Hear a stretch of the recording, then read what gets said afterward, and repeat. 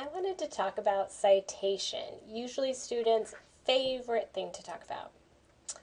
Citation usually puts students to sleep or completely stresses people out. So hopefully after watching this, if citation isn't the most exciting thing you've ever seen, at least it will be something that you can tolerate. All right, so why do you have to cite? Well, your professor said you had to, so that's one reason. But also, citation is just good practice. It's always a good idea to give credit to other people. They took the time to write or produce what they did, so you need to cite it to say kind of thank you. Citing also makes you look smarter. If you cite and have some famous historian backing you up, your points look that much better. And also, you might come across something really cool and your professor will want to find it again. And that's what citation is for. It's a common form, it's really set, so she will be able to go back and find what you found. So why do you have to do MLA? Well, each kind of discipline out there, each kind of set of classes, they have their own particular form. MLA is used by the humanities. So it stands for the Modern Language Association.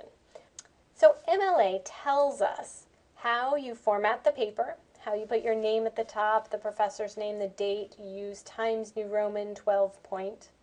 MLA also tells you how to do in-text citation.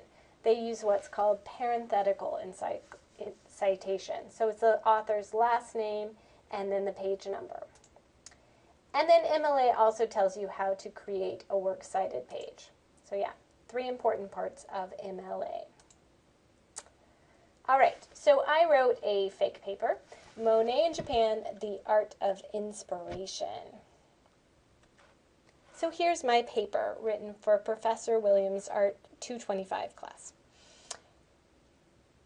So I've started writing. Painter Claude Monet found inspiration all around him. And then I did some research. So I'm going to let my reader know that in Time magazine, journalist Don Morrison recounts the legend. And this is called a signal phrase in English 151.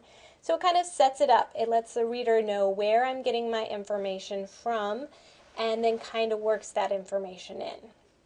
Now,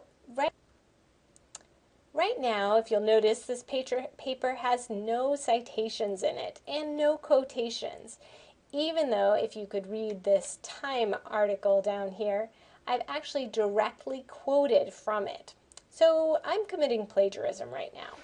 Let's fix that. We're going to use quotation marks around the exact quotes of where I've taken words from this Time article. That ends the quote. Now this is still plagiarism because I haven't said exactly where I got it from. So I need to use the author's last name, Morrison, in parentheses, followed by a period.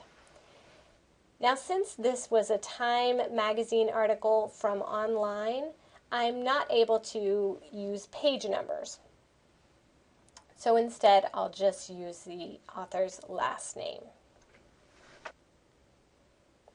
All right, so the paper continues. Other sources tell the story in a different way. According to one story, when he was unwrapping groceries, he noticed that they were wrapped in Japanese woodblock prints. He admired the art, and this began a lifetime appreciation and inspiration. All right. This story I got from a different book. It came from Anne Waldron's Who Was Claude Monet? So I'm going to include her name, Waldron, her last name, and then the page number where I found this story. So even though I didn't directly quote, I got this idea from somebody else, and I paraphrased it. I put it into my own words, but I still need to give credit through a citation. And then I continue on. This paper seeks to uncover the truth behind the original inspiration. So now I've included a citation for a direct quote and also for a paraphrase. Having lots of citations is not a bad thing. It shows you've done your research and it makes sure that your professor knows where you found what you found. All right, so now let's create our Works Cited page. So the Works Cited page is always at the end of your paper, the last page. It should have Works Cited in the middle of the page. And then you're going to want to enter in your citations. Now you can get these citations in a number of ways. You can create them yourself using the Little Brown Handbook, or you can use some online generators. And let me show you one that the library has recently purchased. It's called EasyBib. All right, so if you head over to the Art Research Guide, I sent you a link earlier, or you can always type in the link, guides.kellogg.edu/art. And then from here, there's a little tab that says MLA. And these have some links to the Purdue OWL, Bedford St. Martin site that can give you good hints on how to create this citation. It also has a link to EasyBib.